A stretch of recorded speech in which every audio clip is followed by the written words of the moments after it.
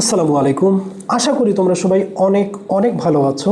আমার আজকের আলোচ্য বিষয় হচ্ছে function and position of noun, অর্থাৎ নাউনের ফাংশন এবং পজিশন কি। সো আমাদের এক নম্বর ফাংশন হচ্ছে নাউনের প্রধান ফাংশন বা কাজ হলো এটা সাধারণত কি সাবজেক্ট এবং অবজেক্ট হিসেবে কাজ করে, অর্থাৎ সবসময় নাউনটা তোমার কী হবে সাবজেক্ট হিসেবে ব্যবহার হবে অথবা এটা আমাদের অবজেক্ট হিসেবে কাজ করবে। অর্থাৎ যখন আমি একটা সেন্টেন্স তৈরি করবো, হয় you are making a sentence and will be the fix that the rules are using in your sentence, the subject will be in noun use and object will be in noun use, because subject represent a things, a person, a place, and also object represent a subject and object etc. So there are many questions in examination that you have faced, and some of the questions are displayed today. Here number one, which word can be used as both verb and noun, অর্থাৎ নিচের শব্দ কোনটি একই সাথে ভার্বও ব্যবহার হয় নাউনও ব্যবহার হয়। এখানে আমাদের অনেকগুলো শব্দ আছে, যেমন ক্যাটেল, বয়, মাস্টার। এখানে সাধারণত আমরা যদি ক্যাটল শব্দটা দেখি এটা হলো গবাদি পশু, বয় শব্দটা হলো বালক, মাস্টার শব্দটা হলো কাউকে কোনো কিছু শেখানো বা প্রভুত্ব অর্জন করা। এরপরে হলো ডি নাম্বার হলো নাউন। তো সুতরাং সঠিক অ্যান্সার হলো সি। সাধারণত মাস্টার শব্দটি একই সাথে কারো উপর প্রভুত্ব অর্জন করা অথবা কারো প্রভুকে কী করে নির্দেশ করে। সুতরাং সঠিক অ্যান্সার হলো এখানে সি।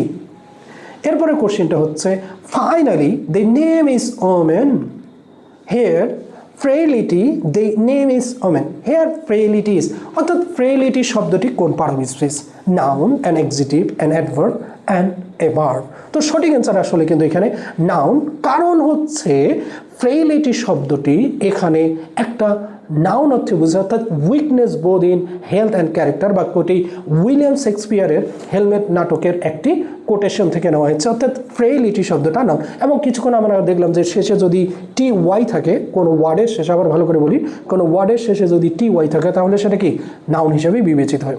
এরপরে কোশ্চেনটা হচ্ছে patient is a virtue, patient হলো একটা virtue. Here the word patience means, যদি কোনো ওয়ার্ডের শেষে সিই থাকে সেটাকে আমরা নাউন বলি, এবং আমরা যদি পেশেন্ট শব্দটার পজিশন দেখি তো পজিশন হচ্ছে এটার আমাদের সাবজেক্টের জায়গায় ব্যবহৃত। সুতরাং পেশেন্ট শব্দটি হলো একটি নাউন, অ্যাডজেক্টিভ, অ্যাডভার্ব এবং প্রোনাউন কোনোটি নয়। এরপরে কোশ্চেনটা হচ্ছে what parts of speech is beauty, beauty কোন পার্ট অফ স্পিচ।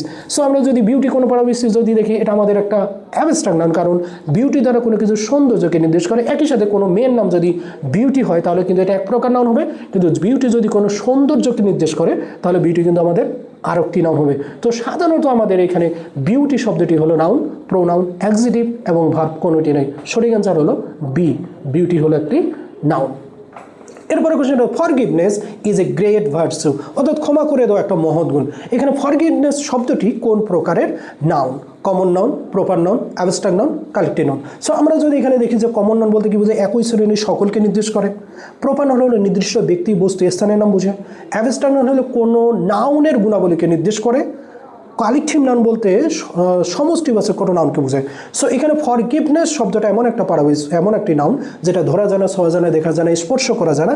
এই ক্ষেত্রে সাধারণত আমরা বলতে পারি যে ফরগিভনেস শব্দটি হলো আমাদের একটি অ্যাবস্ট্রাক্ট নাউন। এরপরে কোশ্চেন হচ্ছে lovely comes hair regularly, lovely এখানে নিয়মিতই আসে। সো লাভলি শব্দটা আমি যদি সেন্টেন্স পজিশন দেখি তো ওয়ার্ডটি ব্যবহার করা হয়েছে আমাদের সাবজেক্টের জায়গায়। সুতরাং লাভলি শব্দটা হবে কি সাবজেক্ট, এবং এটা হলো আমাদের একটি নাউন, এটা প্রোনাউন, অ্যাডজেক্টিভ এবং অ্যাডভার্ব নয়, লাভলি। কিন্তু চেহারাগতভাবে লাভলি শব্দটা কিন্তু আমাদের একটা অ্যাডজেক্টিভ। এরপরে কোশ্চেন হচ্ছে honesty is the best policy, here the part of speech underline word, অর্থাৎ অনেস্টি শব্দটা এখানে কোন পার্ট অফ স্পিচ।